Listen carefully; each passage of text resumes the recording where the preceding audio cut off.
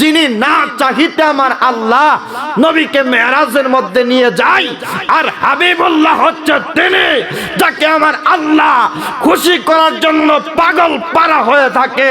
আর খলিলুল্লাহ হচ্ছে তিনি যিনি আল্লাহকে খুশি করার জন্য পাগল পারা হয়ে থাকে। কথা কোন ঠিক না বেঠে? নবীকে আমি মেরাজের মধ্যে নিছি, যেই দিন আমার নবীকে আমার আল্লাহ মেরাজের মধ্যে নিছে, যেই মাসের মধ্যে আমার আল্লাহ পাক আমার নবীকে মেরাজের মধ্যে নিছে, বাজান ওই রজব মাসটা চলতেছে এখন। সুবহানাল্লাহ কোন।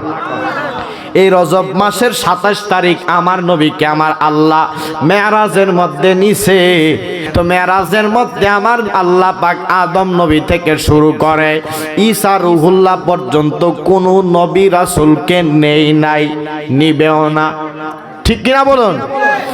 কোন নবী রাসূলকে মেরাজের মধ্যে আল্লাহ নিছেনি? নিছে? ইব্রাহিম নবীরে নিছেনি কেন? ইব্রাহিম নবী তো খলিলুল্লাহ। খলিল মানে হচ্ছে কি? বন্ধু। ঠিক কিনা বলুন? খলিলুল্লাহ মানে কি? আল্লাহর বন্ধু। ইব্রাহিম খলিলুল্লাহ, তো আল্লাহর বন্ধু হওয়ার পরও আল্লাহ নিছে না। আর আমার নবী হচ্ছেন হাবিবুল্লাহ। ঠিক কিনা বলুন? এবার হাবিবুল্লাহ অর্থ হচ্ছে আল্লাহর বন্ধু। হাবিব অর্থ বন্ধু, উল্লাহ মানে হচ্ছে আল্লাহর বন্ধু।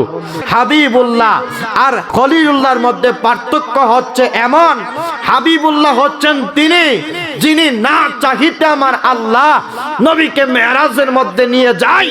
আর হাবিবুল্লাহ হচ্ছে তিনি যাকে আমার আল্লাহ খুশি করার জন্য পাগল পারা হয়ে থাকে।